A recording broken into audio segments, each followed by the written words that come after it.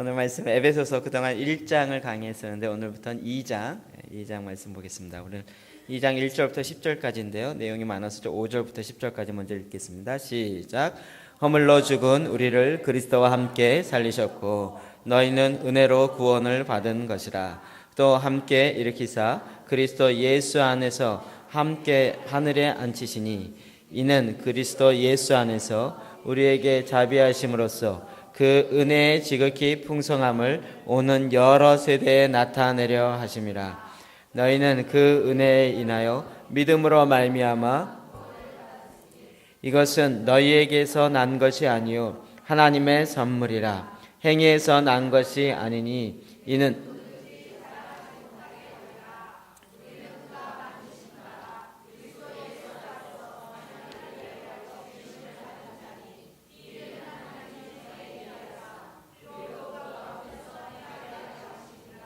아멘. 아멘. 에베소 2장 들어가면서 에베소 전체적으로는 지금 교회론을 근거로 하고 있습니다. 하나님의 공동체가 이루어져 있는 한 구성원 한 사람 한 사람이 어떻게 시작되었는가. 교회 구성원으로 모이다 보면 각 사람이 각각 다르고 또 배경이 천차만별이고 또 사람마다 이렇게 다른 것 때문에 하나 되기 어려운 부분들이 있습니다. 근데 우리가 정말 알아야 할 것은 우리의 옛 모습이 어떠해야 하는지를 봐야 하는 것입니다. 네, 한 집사님 앞에서 뒤에 사람 힘들어지니까요. 좀 가만히 계셔주세요. 저도 힘들어지니까요. 은기야 미안하지만 좀 가만히 있어줘. 그리스도 안에서 우리가 이제 한 세 사람이 되어서 우리의 구원받음이 무엇인지를 정확하게 아는 것이 필요합니다. 그것은 무엇이냐면 지금 현재 우리의 모습으로가 아니라 우리 과거가 어떠했는지를 아는 것, 그리고 그것을 온전히 인정하는 것, 그것을 거기서부터 시작한다는 것입니다. 그래서 1절부터 3절까지는 우리의 과거가 어떠한지를 먼저 말하고 있습니다. 1절 먼저 읽어볼까요? 시작.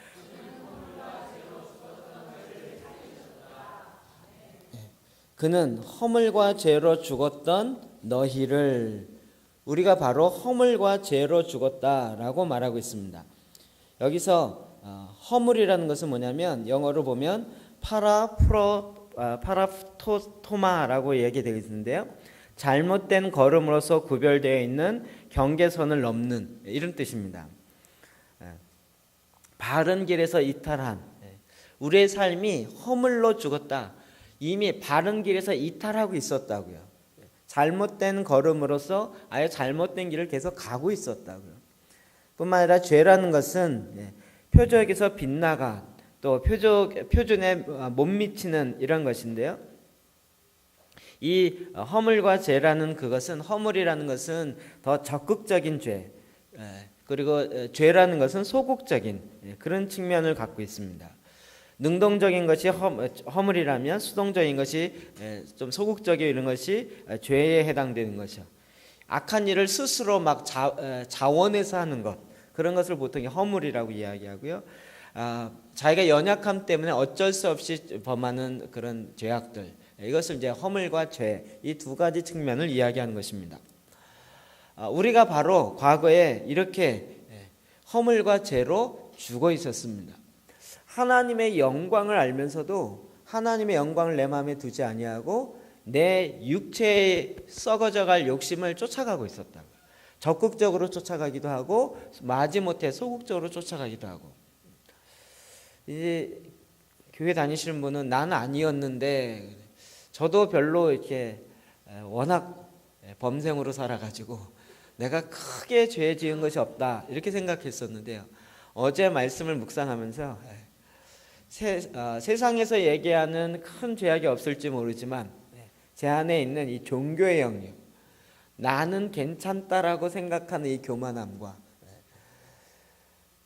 기독교 안에 있기 때문에 나는 항상 구원받을 수 있다라는 그런 전제들, 내 안에 생명이 없고 내 안에 성령이 없고 하나님의 인도하심이 없고 내 안에 구체적인 하나님의 역사가 없으면서도 불구하고 그냥 교회 안에 있다라는 그 자체만으로 난 괜찮다라고 생각하는 이 거짓되어진 종교의 노름들이요. 그것이 마치 생명력이 없으면서도 불구하고 여전히 자기는 교회 안에 있다는 것 하나만으로 오히려 교회 안 다니는 사람을 향하여 더 정죄하고, 사실은 별 차이 없는데도 불구하고 교회 안 다닌다는 이유 하나만으로 정죄감이 얼마나 많이 일어나는지 모릅니다. 요즘은 그래도 덜한데요. 제가 어렸을 때 교회 다닐 때는 주일날 교회를 안 나온다, 있을 수 없었어요. 혹시 그런 식의 교육을 받아본 적 있으십니까? 여행을 가도 주일날은 와야 돼요. 무슨 일 때문에 교회 안 나왔다, 이 거룩한 안식일을 거역해? 이건 완전히 율법 조항에 어긋나는 것이었고, 그 당시에 뭐 사 먹는 것조차도 허용이 안 되는 그런 상황이었기 때문에, 그러면서 나는 교회에 앉아 있으면서 교회 주일날 오지 못한 사람을 향하여 저 안식일을 거역하는 이 죄인들 막 이러면서 막 제 안에서 지적하고 정죄하고 저것도 못하냐 말이야 막 이러면서 제 안에 그렇게 정죄감으로 가득 차 있는 그런 나이면서도 불구하고 그것이 생명력 없는 비판인지 알지 못하고 여전히 나는 의롭고 안식일 주일날 교회 나오지 않은 사람들은 죄인 중에 죄인이라고 생각하고 있는 이런 식의 그 속에 썩어 있는 것들을 모르는 거죠. 계속 우리는 초점에서 빗나가 있어요. 정확하게 하나님의 초점에 맞아야 되는데 그 초점에서 조금씩 빗나가 있어요. 그것 자체가 죽어 있는 것입니다. 우리가 초점이 예수 그리스도에 정확하게 맞춰 있고 예수님의 사랑에 적합하게 정확하게 그 시점에 딱 맞아야 됩니다. 8.9점 가까웠다 그래서 용납되는 게 아니고요. 8.9점도 1점과 똑같은 죄악입니다. 성경을 그렇게 이야기하고 있습니다. 그래서 계속 우리 안에 이 허물과 죄로 죽어 있었던 저와 여러분이라는 거죠. 인정하십니까? 여러분 아닌 것 같은 표정과 굉장히 거룩한 얼굴의 분위기로 이렇게 있지만 우리가 조금만 돌아보면 전에도 얘기했지만 우리의 옛날 모습을 아는 그런 사람이 있으면 늘 작아집니다. 저도 늘 작아지는 사람이 한 분 있는데요. 제가 학생 때 저를 가르쳤던 간사님입니다. 김성훈 간사님이라고 지금 총신대 교수하고 있는데 제가 교회를 개척하면 당연히 예의상 한번 와서 말씀 전해주세요라고 해야 되는 게 예의인 줄 알면서도 못 부르고 있어요. 왜냐하면 그분은 저의 옛날 모습을 알기 때문에 제가 1학년 때 2학년 때 어리버리하면서 말도 안 되는 것 같고 고집 피우고 그러면서 그런 걸 또 자랑하고 있고 지금 생각하면 얼마나 창피한지 몰라요. 그런 모습을 알고 있기 때문에 그래서 저한테는 정말 이렇게 굉장히 높은 믿음의 멘토요 선배 같은 분이세요. 근데 어느 날 제 동기가 그러더라고요. 야, 너 너무 이렇게 극존칭 쓴다. 3살 차이밖에 안 나 그러더라고요. 보니까 정말 나이 계산을 해본 적이 없어요. 그냥 크신 분, 그냥 높으신 분 이렇게 생각하고 그 앞에 가면 저는 늘 이렇게 쫄고 작아지고 그냥 가만히 앉아 있어도 작아져요. 그랬었는데 어느 날 3살 차이밖에 안 난다를 보고 제가 깜짝 놀랐어요. 아 그렇구나, 같이 늙어가고 있구나. 우리의 옛 모습을 아는 사람 앞에는 겸손해질 수밖에 없어요. 그렇겠죠? 그러니까 우리의 과거가 어땠는지, 우리가 죄와 허물로 인해서 죽었었다라는 그 존재라는 우리의 시작이 거기라는 것을 알 때 우리는 겸손함, 온유함으로 나아갈 수 있는 것입니다. 뿐만 아니라 죽었을 뿐만 아니라 2절에 보면 아예 종노릇하고 있었습니다. 읽어볼까요? 시작. 그때 너희는 그 가운데서 행하여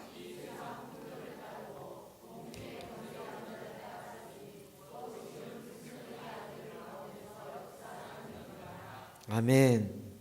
이 세상의 풍조를 따라갔어요. 공중의 권세 잡은 자, 즉 사탄, 그가 만들어낸 문화들을 쫓아갔어요. 곧 지금 불순종의 아들들 가운데 역사하는 악한 영들을 쫓아갔다. 악한 영이 얼마나 교묘한지요. 저 옛날엔 젊었으니까 교회에서 맨날 이제 성가대하고 성가대 지휘하고 막 이랬단 말이에요. 근데 그때 막 복음 찬양들이 막 퍼져가기 시작하고, 그래서 제가 복음 찬양을 이렇게 가르치기 시작했어요. 교회에서 수요예배 때 가르치고, 그러면서 아유, 이런 복음 찬양도 모르고 늘 찬송가만 하는 이 안타까운 영혼들이요, 막 이런 그런 교만함이 이렇게 꽉 차요. 근데 그때 불렀던 찬양이 뭐냐면 뭐 실로암, 뭐죠? 어두운 밤에 캄캄한 이런 거 가르쳐 주면서 너희는 맨날 뭐 전부의 의지 없어서 이런 거밖에 못 부르는데 이제 새로운 찬양 좀 불러보라고 막 이러면서 이렇게 교만스럽게 가르치고, 정말 또 이렇게 찬양 잘 안 되면서 또 나름대로 합창 조금 배웠다고 거의 교만해가지고 이러면서 가르치고 막 이런, 그랬던 네, 그때 뭘 가르쳤냐면 어두운 밤에 하나님을 경배하는 경배성도 아니고, 지금 생각하면 얼마나 허접하고 정말 이렇게 말이 안 되는지. 그러니까 종교라는, 기독교인이라는 이렇게 가면은 쓰고 있지만 제 안에서는 여전히 생명력으로, 하나님의 영으로, 성령으로 말미암은 것이 아니라 종교적 열심으로. 그러면서도 나는 교회 안에 있기 때문에, 또 교회와 관련된 일을 하고 있기 때문에 괜찮다라고 생각하는 그런 착각들이 많이 있었다고. 우리는 그것을 분별해야 합니다. 그래서 계속 종노릇하고 있었다고요. 내가 하나님의 생각을 쫓고 성령의 생각을 쫓는 것이 아니라 여전히 하나님의 말을 얘기하지만 행동을 보면 나의 생각을 따라가고 있는, 이와 같은 악한 영들이 우리를 향하여 계속적으로 공격하여 오고, 그 말 앞에 우리가 따라가고 있었다고요. 종노릇하고 있었다고요. 또 3절에 보면 더 이야기하고 있습니다. 시작. 전에는 우리도 다 그 가운데서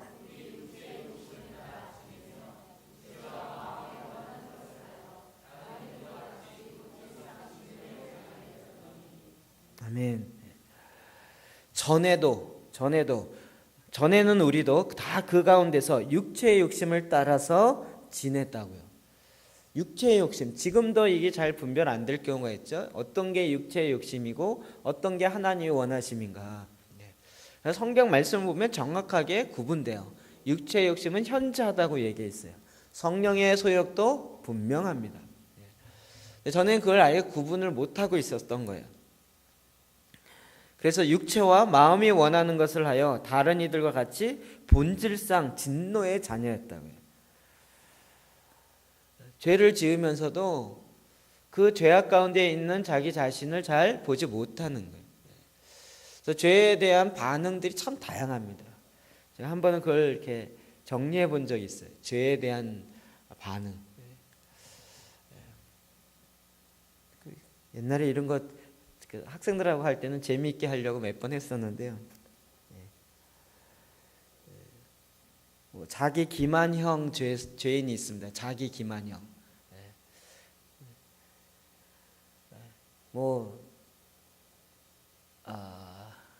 잘 생각이 안 나네요. 자기 자신을 속이는 거예요. 난 이 정도면 됐어라고 얘기합니다. 난 그래도 주일날 교회 나가고, 그래도 뭐 봉사도 이것 하고 헌금도 이렇게 하는데 이 정도면 됐어. 다른 사람보다 괜찮지 않아? 자기 스스로 기준을 잡아놓고 자기 스스로 괜찮다라고 생각하는 자기 기만형. 아니면 개연성 이용형. 개연성. 모든 사람 다 죄인이야. 나도 죄인이고, 그리고 뭐 다 죄인인데 뭐 괜찮지 않을까? 이런 거예요. 약간의 그 개연성, 약간의 틈을 이용해요. 모든 사람이 다 그렇게 믿지는 않잖아. 그러니 나도 그렇게 못 믿는 건 좀 괜찮지 않을까? 이런 식의 약간 그 틈을 이용하는 것입니다. 보통 이제 깜찍형 죄인들이 많아요. 깜찍형. 죄를 발견하면서 깜짝 놀라는 거예요. 어머, 내게 이런 죄가 있다니. 어머머머 이러면서요. 마치 평상시 전혀 안 하다가 깜짝해서 아이고, 나에게 이런 죄가 있었네. 하나님 용서해 줘. 이렇게 가는 거예요. 본질상 진노의 자녀라고 생각지 않고 깜짝 놀랄 형태 가끔 죄를 짓는 이 정도라고 생각하는, 아니면 아예 고민형이요.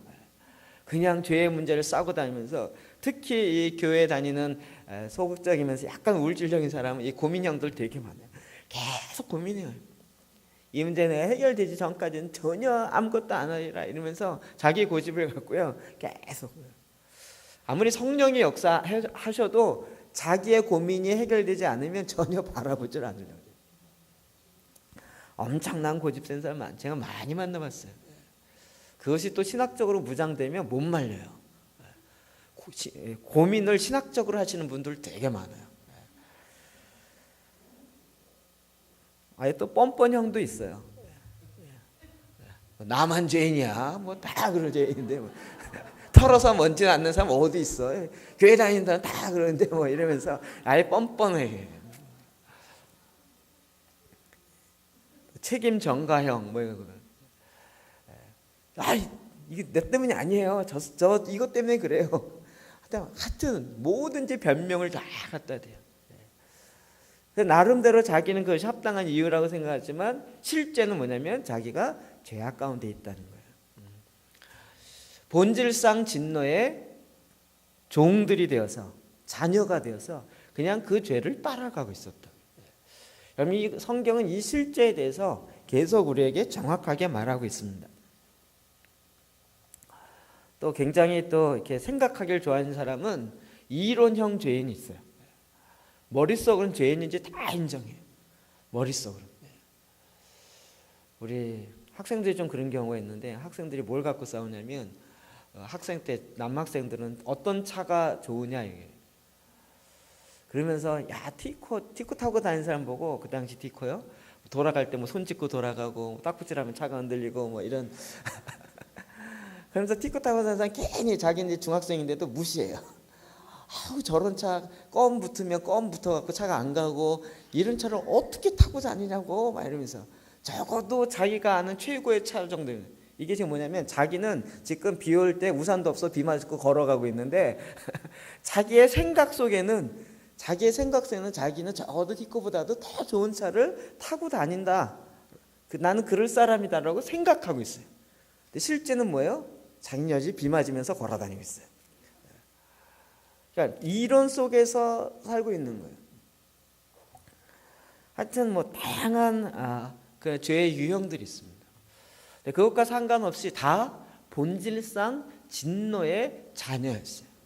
그것을 따라갔다가 끌려가고 있었고, 자기가 적극적이든 소극적이든 그 죄악 가운데 가고 있었다고.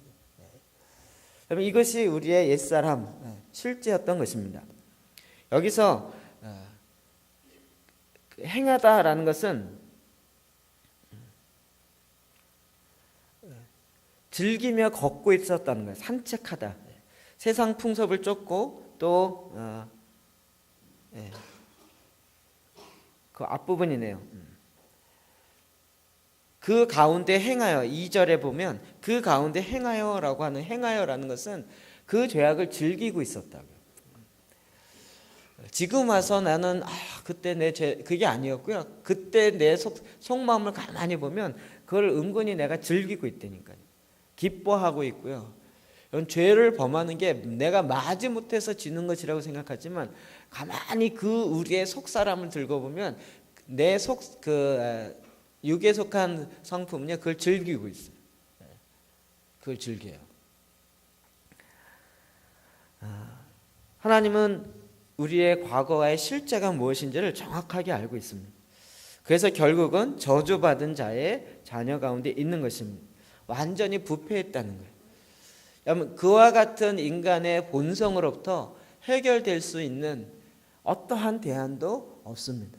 오직 예수 그리스도의 십자가 외에는 없습니다. 누가복음 15장 19절에 보면 탕자의 비유가 나옵니다. 이 탕자의 비유는 사실은 주인공은 탕자이기보다는 누구 얘기를 하려고 하냐면 맏형 얘기를 하려고 하는 겁니다. 그리고 주인공은 아버지인 거죠. 19절 말씀 먼저 봅시다. 시작. 지금부터는 아버지의 아들이라 일컬음을 감당하지 못하겠나니.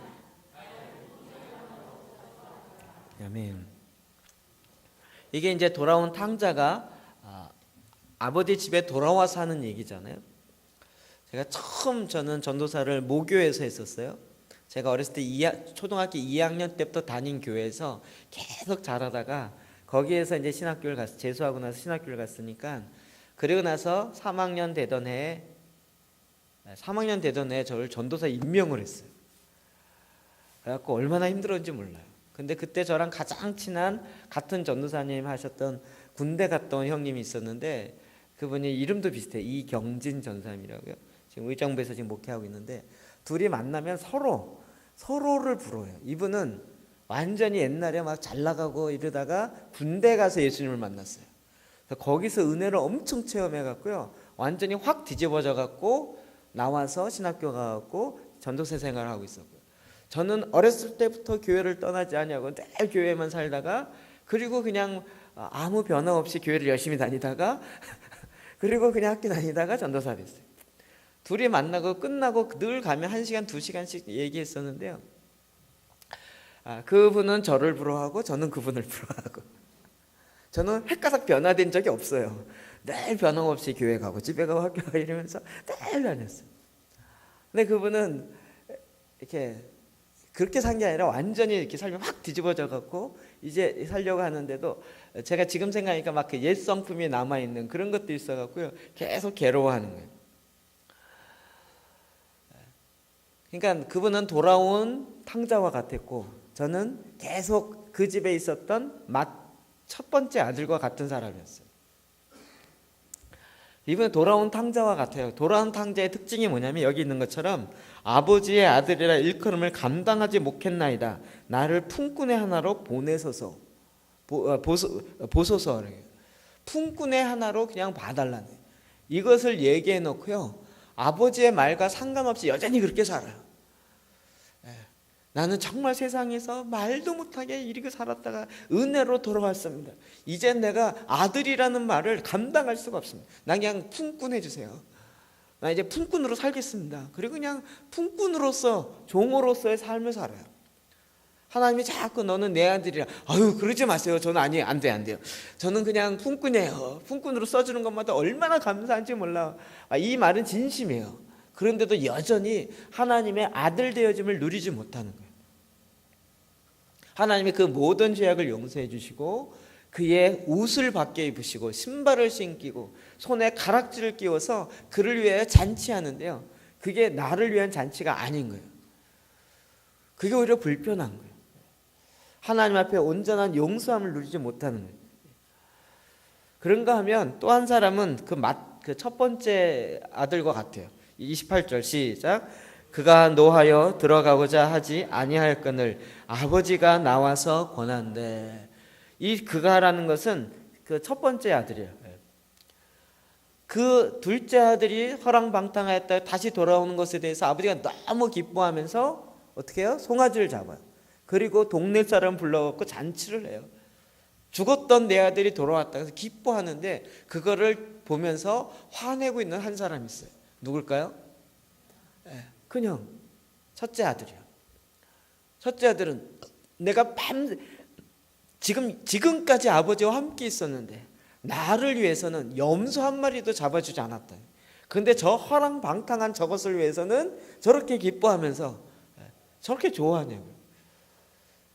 불공평하지 않지 않습니까? 이 불만으로 차 있어요. 근데 저는요, 저의 스타일은 형이 훨씬 이해가 돼요.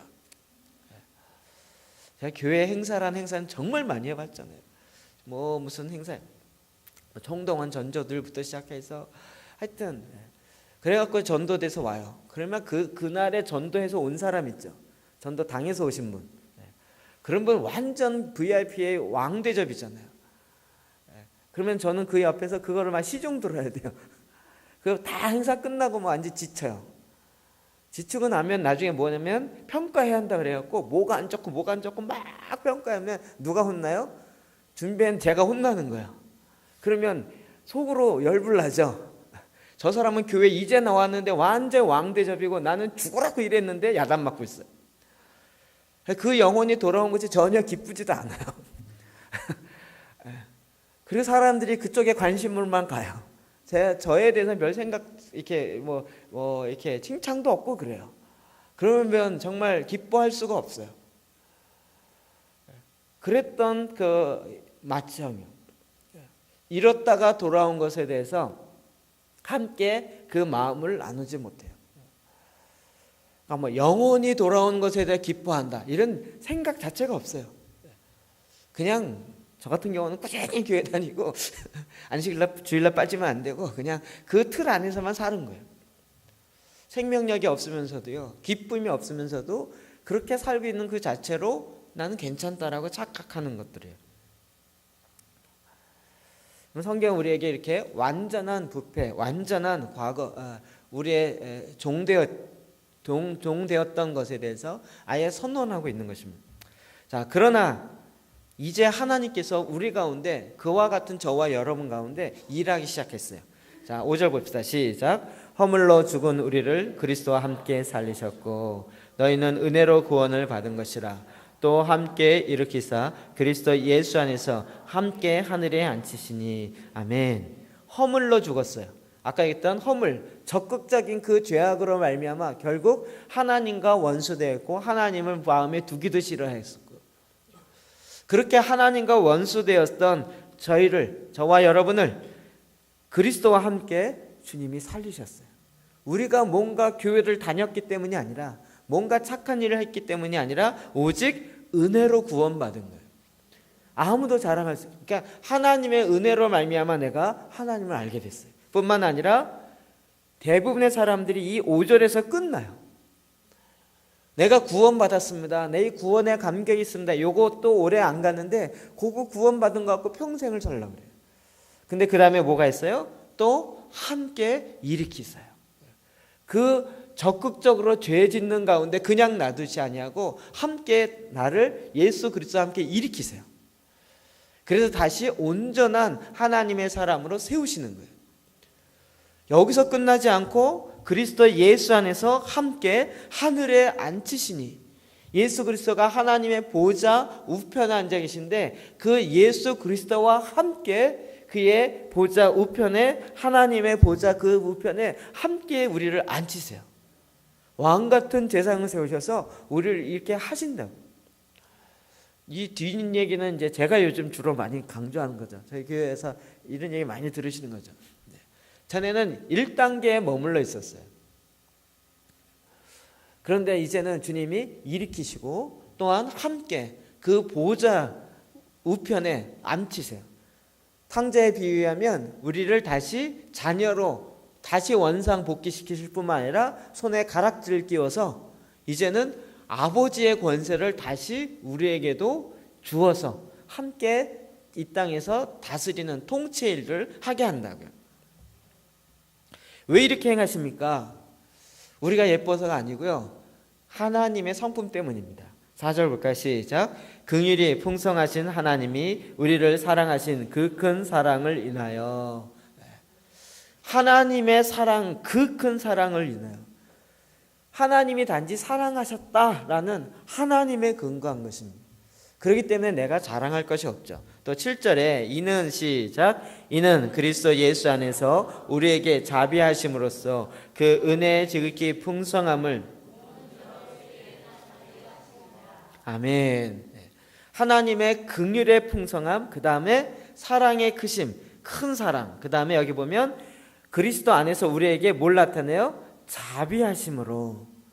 하나님의 자비하심으로. 전 자비는 불교에만 나오는 줄 알았어요.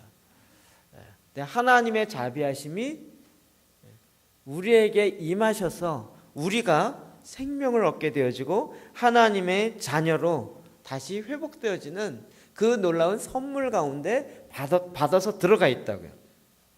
왜 이렇게 하십니까?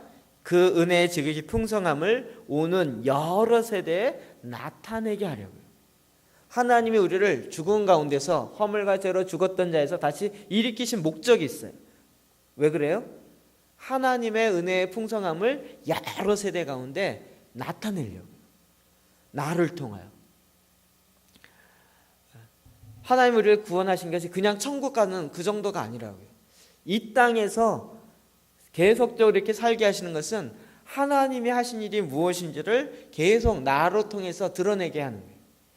우리는 그것은 굉장히 큰 기쁨이고 즐거움이고 구원의 목적입니다. 내 안에 하나님이 이렇게 일하셨습니다. 이렇게 일하셨네요.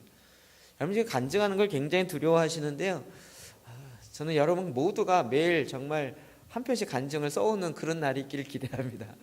매주 이번 주에 하나님 나에게 이렇게 일하셨어요. 하나님의 사랑이 이렇게 놀라워요. 그래서 나중에 자기 간증집을 하나씩 만들으셔서 하나님의 하신 일이 얼마나 큰지를 나타내는 거예요. 내가 대단합니다가 아니라 내 안에 계신 하나님이 일하십니다 라는 거예요. 그게 구원의 목적이라고요. 에베소 1장 19절 봅시다. 시작. 그의 힘의 위력으로 역사하심을 따라 믿는 우리에게 베푸신 능력의 지극히 크심이 아멘. 내 안에 일하셨던, 우리가 지지난주에 살펴봤던 거죠. 내 안에 일하셨던 하나님의 능력의 지극히 크심이 어떤 것을 죽은 자를 살리시고요, 사망의 권세를 깨뜨리시고요, 나로 하여금 하나님을 알게 하시고요, 뿐만 아니라 하나님의 거룩한 영이 우리 가운데 임하시고 하나님의 영광을 보게 하시고 하나님의 계획에 동참케 하시고, 게다가 우리를 전혀 다른 차원으로 부르셔요. 그래서 이제는 왕 노릇하게 하는 그런 일까지도 하게 하세요. 하나님 일하심이 얼마나 크고 놀라운지 모릅니다. 계속 우리를 통하여 하나님의 일하심을 드러내는 것입니다. 어제 전화 한 통을 받고 제가 지금 고민하고 있습니다. 어느 목사님이 전화가 왔어요. 그 교회에서 제사장 기도를 하겠다는 거예요. 그리고 자기네 교회뿐만 아니라 다른 교회에서도 하겠다는 거예요. 그래서 책을 새로 만들겠다는 거예요. 천권을 찍겠다는 거예요. 그런데 지금 저희 교회는 교회 이름이 나와서 이름 싹 빼고 그냥 교회 이름 없이 새로 찍으려고 한다고요. 그렇게 하려고 하는데 좋은 안이 있으면 얘기를 해달라는 거예요. 제 속에서 막 판권 생각이 자꾸 나는 거예요. 내가 만들었는데 우리 교회에서 사가면 안 될까? 막 이런 생각이 자꾸 들어요. 그 교회가 300권 쓰고 다른 교회가 500권 쓰고 또 다른 교회 200권 쓰고 그렇게 해갖고 교회 이름 넣지 않고 해서 하겠다는 거예요. 오늘 아침에도 계속 고민했어요. 하나님, 우리가 찍어서 그냥 천권 다시 찍어서 교회 이름 빼고 다시 찍어서 이거 우리가 가져야 되지 않을까요? 이런 생각들이에요. 어떻게 해야 좋을까요? 아직 저는 이게 답은 못 내려서 제 아직 속에 흑심이 좀 있어요. 2,000원 팔면 200원인가 남는데 그거라도 약간 챙겨야 되겠다. 200원인가 300원인가 남는데.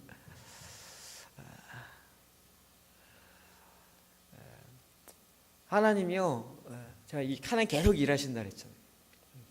이게 근데 저도 좀 할 말이 없는 것은 그 책에 제가 쓴 글이 한 글자라도 있어야 아니 내가 써요라고 할 텐데 다 말씀이고 참 할 말 자체가 없어요 사실은. 근데 하나님의 능력의 지극히 크심으로 하나님이 일을 행하세요. 저는 벌써 믿음이 생겼어요. 하나님이 계속 한국 교회 가운데 기도하는 교회가 되게 하실 건데, 그렇게 하려면 그렇게 할 수 있는 모델을 찾아야 한국 교회는 모델이 있으면 빨리 가거든요. 늘 하면 그렇게 한 교회 있어? 이렇게 물어봐요. 제가 교회 목사가 된 이유 중에 하나는 제가 40세까지 선교단체 간사하면서 교회가 이렇게 건강해도 막 얘기했는데, 그러면 꼭 질문이 뭐냐면 너 교회 해봤어? 이거예요. 목회 해봤어? 할 말이 없는 거예요. 학생 선교단체밖에 안 해봤으니까. 그래서 모델을 만들어야 되겠다는 사명감을 갖고 시작한 거거든요. 그런데 그러기를 이제 10년 한 거잖아요. 그리고 드디어 이제 모델 같은 모델이 만들어지는 거죠. 그러니까 주님이 이제 일하시겠다라는. 그래서 이게 정말 여러분 한국뿐만 아니라 전 세계적으로 퍼져갈 거니까요. 별로 아멘 안 하시는데, 이게 저의 지혜가 아니고 하나님의 능력의 지극히 크심으로 말미암아 될 것입니다. 왜냐하면 여러분 제가 프로그램 많이 아는데 그 프로그램의 가장 핵심이 생명이잖아요. 정통교회든 제자훈련이든 셀이든 D12든 G12든 가정교회든 새로운 교회론이든 가장 핵심적인 건 생명이에요. 생명은 예수 그리스도이고요. 예수 그리스도는 곧 말씀으로 우리 가운데 임하신 거잖아요. 그래서 이 생명을 다루지 않고는 될 일이 없어요. 하나님이 우리 안에 그 마음을 주시는 거예요. 그리고 이제는 그 말씀들을 풀어내기 시작하는 거예요.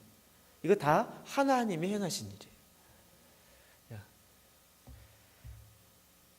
이제 우리 안에 하나님께서 이루신 것들이 있습니다. 8절 9절 봅시다. 시작. 너희는 그 은혜에 인하여 믿음으로 말미암아 구원을 받았으니 이것은 너희에게서 난 것이 아니요 하나님의 선물이라. 행위에서 난 것이 아니니 이는 누구든지 자랑하지 못하게 함이라. 아멘. 은혜로 다시 한번 이야기됩니다. 이 모든 것이 너의 머리 좋음이나 과거의 무슨 경험으로 되어진 것이 아니라 오직 하나님의 은혜로 말미암아 되어진 것입니다. 은혜로 말미암아 구원받게 된 것이에요. 그 얘기는 뭐냐면 하나님의 선물이기 때문에 누구도 자랑할 수 없다. 오직 하나님을 자랑한다. 내 안에 일하셨던 하나님의 이야기를 하고 그의 이야기를 계속 나눈다. 주님이 우리를 행하신 목적이 있습니다. 10절 시작. 우리는 그의 만드신 바라 그리스도 예수 안에서 선한 일을 위하여 지심을 받은 자니 이 일은 하나님이 전에 예비하사. 아멘. 우리를 다시 거듭나게 하신 것 목적이 뭐예요? 우리는 그가 만드신 바요. 하나님이 새롭게 우리를 만드신 바 되었어요. 그리스도 예수 안에서 무엇을 위해서? 선한 일. 선한 일은 우리가 생각하는 이 세상의 착한 일이 아니에요. 하나님 한 분 외에는 선한 분이 없어요. 하나님이 하시는 일은 곧 선한 일이에요. 하나님이 하시는 그 일을 우리로 하여금 하게 하기 위해서 우리가 새롭게 지으심을 받았고 구원을 얻은 자라고요. 이 일은 하나님이 전에 예비하사 우리로 그 가운데 행하게 하려 하심이라. 하나님 우리가 구체적으로 행하는 자, 하나님 말씀 구체적으로 행하는 자예요. 저는 다시 한번 말씀드리지만 이 행함과 믿음과 행함이 완전히 같이 갑니다. 제가 전에 그렇게 배우지 않았고 제 생각 속에 워낙 그렇게 생각 안 했던 것이 너무 강하게 있었기 때문에 그래요. 구원에 확신이 있으면 된다는 거예요. 오늘 밤에 죽어도 천국 갈 구원에 확신이 있습니까? 그래서 있습니다. 그러면 됐다는 거예요. 근데 그거 갖고 된 것이 아니더라고요. 그것이 아니라 하나님이 우리를 구원한 구원의 행위가 같이 함께 가야 하는 거예요. 행위로 구원받는 거 아니에요. 믿음으로 구원받아요. 은혜로 구원받아요. 근데 구원받은 자의 삶이 내 삶의 현장에서 함께 나타나게 되어 있다고요. 생명이 들어가면 움직이게 되어 있다고요. 하나님이 이 일을 계속 저희 가운데 행하셨어요. 하나님이 우리를 구원하시고 우리를 다시 살리신 목적 자체가 뭐냐면 이 땅에서 하나님의 선한 일을 행하는 존재로 다시 인간을 창조한 목적으로 다시 회복해 하려는 하나님의 계획하심이 있다고요.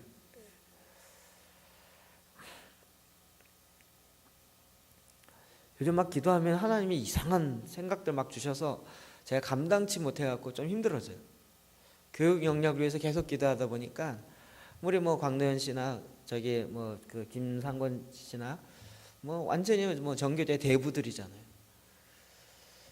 이 사람들이 교육계 영역을 잡으려고 이 계획을요.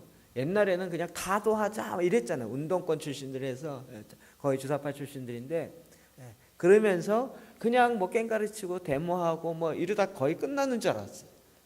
근데 그 사람들이 문화를 연구하기 시작하고요. 법을 연구하기 시작하고요. 이걸 위해서는 한국 안에서 어떤 자리에 올라가야 된다는 걸 알고 그 자리에 올라가려고 무진 노력을 한 거예요. 평생의 목적이 그거예요. 그래서 드디어 그 자리가 되자마자 자기가 그동안 꿈꿔왔던 일을 목숨 걸고 하는 거예요. 그럼 그 이념 그리고 그 이념을 실천해내는 그 실천력 그거 하나만은 정말 사고 싶은 마음이 있어요. 자기 평생에 그 목적을 갖는 거예요. 그러면서 교육감이 되는 거예요. 그 되기 위해서 수단과 방법을 가지 않고 노력하는 거예요. 아니 그 사람들도 그렇게 하는데 과연 우리는 교육계를 위해서 기도한다면서 뭘 해야 될 것인가? 그게 별로 다를 게 없잖아요.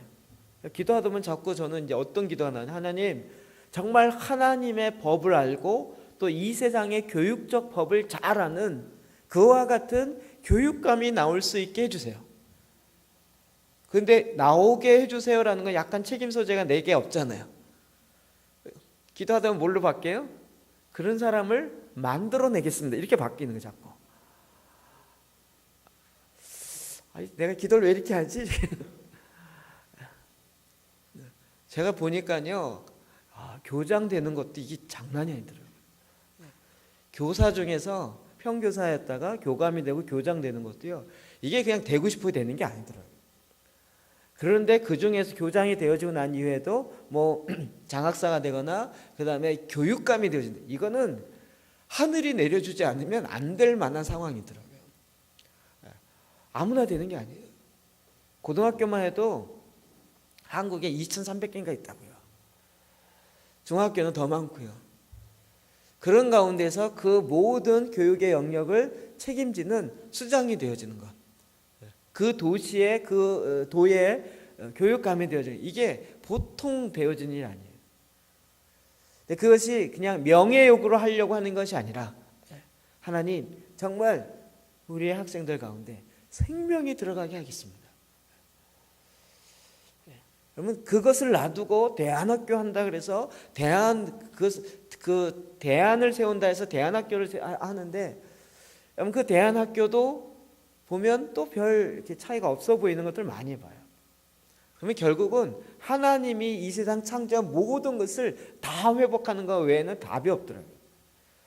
그러려니 운동권들이 20년, 30년 전에 이 나라를 완전히 모든 영역 가운데 다 장악하기 위해서 했던 그 생각, 그런 노력들이 제 머릿속에 자꾸 들어오는 거예요.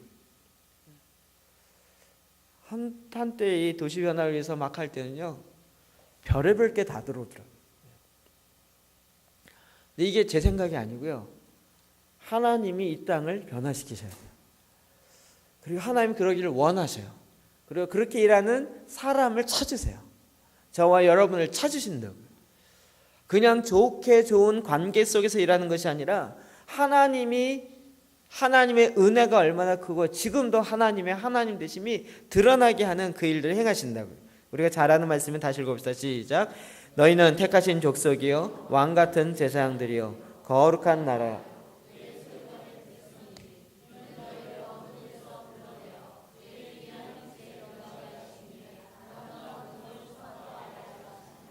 아멘. 하나님이 우리를 왕같은 제사장 삼으신 것은 이는 너희를 어두운 데서 불러냈을 뿐만 아니라 그의 기이한 빛 가운데 하나님의 영광의 빛 가운데로 들어가게 해요. 그 다음에 그의 아름다운 덕을 계속 선포해요. 하나님이 하신 것입니다. 하나님이 역사를 행하셨습니다라고 그 덕을 더 선포하는 일들을 하게 하기 위해서 우리를 왕같은 제사장 삼으셨다고요. 왕같은 제사장 삼으셔서 일렬로 세워놓고 야 내가 이 정도 많이 사람을 제사장 세웠다 여기에 만족하려는 것이 아니라 그렇게 만든 목적이 있을 거잖아요.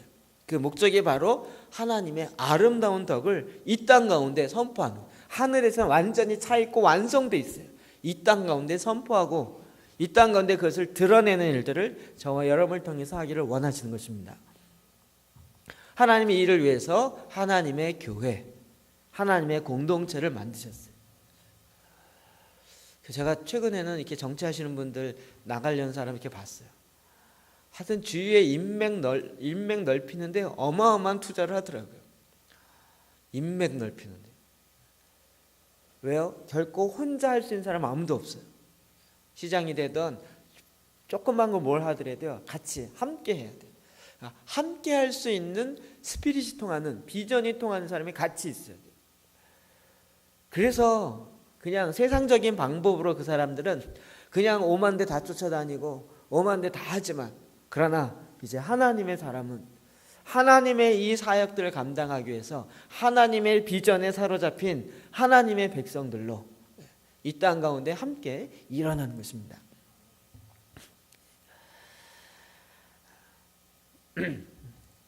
하나님은 지금도 저와 여러분을 통하여 이와 같은 공동체, 이와 같은 교회를 이루시길 원하십니다. 그럼 전에 죄와 허물로 죽었던 우리를 다시 살리신 하나님을 생각하면 지금은 완전히 지금 완전히 세련된 겁니다. 옛날에 그냥 구원받은 은혜 감사하고 벌레만도 못한 이 인간 구원해 주셔서 얼마나 감사한지 내가 눈물로 이 빚을 다 못 갚아 이러면서 기도했다면 이제는 그것을 훨씬 더 뛰어넘어서 하나님이 날 구원하신 그 하나님의 목적이 무엇인가? 나를 자랑코자 함이 아니라 하나님의 아름다운 덕을 선전하고 하나님의 선한 일을 이 땅 가운데 이루어가는 자의 기쁨으로 살아갑니다. 여러분 자꾸 내 문제 해결 안 되는데 그걸 언제 할 수 있을까요? 그러잖아요. 제가 비결 하나 알려드리겠습니다. 자기 문제 해결 안 돼도요, 그거 뛰어가다 보면 어느 순간 자기 문제가 해결되어진 자기를 발견할 것입니다. 이거 아무나 안 가르쳐주는데 저도 제 문제 때문에 얼마나 고민 많이 했겠습니까? 머리형의 사람이지 고민 많이 하지. 게다가 교회에서 완전히 율법주의로 꽉 차 있지, 종교형으로 차 있지. 그러니까 얼마나 이게 하겠습니까? 이 문제 다 해결하고 난 다음에 주의를 하리라 생각하니까 이게 평생 가도 안 될 것 같은 거예요. 그러니 아예 포기하는 거예요. 난 그냥 이 정도 살다가 구원만 받아도 감사하다. 그게 뭐예요? 둘째 아들 같은 거예요. 그냥 품꾼으로 살겠습니다. 하나님이 그걸 원치 않으시는 거예요. 하나님이 계속 잡아서 하나님의 구원의 목적을 향하여 달려가시는 거예요. 근데 이제는 하나님께서 새 일을 행하시고 새 역사를 이루시고 하나님의 은혜의 지극히 크심을 우리 가운데 드러내게 하시는 거예요.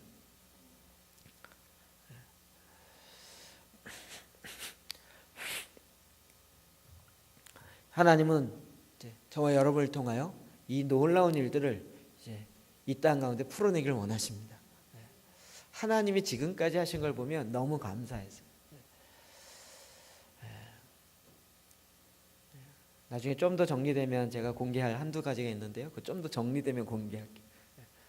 하나님이 이제는 그래서요, 저와 여러분을 정말 왕 같은 제사장 삼으십니다. 그리고 우리를 다 왕으로, 제사장으로 이와 같은 하나님의 덕을 선전하는 자들로, 선포하는 자들로 열방 가운데 퍼져가게 하는 하나님의 역사를 이루실 것입니다. 여러분, 하나님이 나를 구원하신 그 구원의 계획이 기대되지 않습니까? 우리가 이제는 그것을 향하여 달려가십시다. 하나님의 역사하심을 우리가 찬양하고 기뻐하고 즐거워하는 하나님의 그 일을 볼 것입니다. 할렐루야. 우리가 그때는 바로 이 날을 기억하면서요, 기뻐하는, 그리고 약간 처음에 어리버리했지만 이때를 보면서 회심의 미소를 지으면서 하나님의 일하심으로 인하여 기뻐하고 찬양하는 그 기쁨의 날을 볼 것입니다. 여러분, 그 일을 위해서 이제부터는 하나님의 계획하신 일을 내 안에 이루십시오. 내가 순종하겠습니다 라고 믿음으로 달려가시기를 바랍니다. 주의 이름으로 축원합니다. 우리 같이 한번 기도합시다. 하나님이 내 안에 하실 일이 참으로 크고 놀랍습니다. 그럼 이제 나를 향한 부르심의 소망을 잡으셔야 합니다. 그 일을 이루기 위해서 하나님의 능력이 지극히 크심이 어떤지를 알으셔야 합니다. 하나님이 나를 왕같은 제사장 삼으려고 죽은 자 가운데서 다시 살리시고 우리를 일으키시고 높이시는 하나님의 일하심이 있습니다. 이제 우리가 그 하나님의 임재 가운데 나아가는 것입니다. 이 시간 주의 말씀 잡고 하나님의 일하심을 내 안에 이루시옵소서. 내 계획이 너무 많아서 하나님의 일하심이 뭔지 모르는 그것이 아니라 이제 내 걸 좀 내려놓고 하나님의 것으로 하나님의 것으로 내 안에 100% 차게 해주시고 그것을 내 안에 이루십시오. 믿음으로 구하며 주님 앞에 나아가 기도합시다. 기도하겠습니다.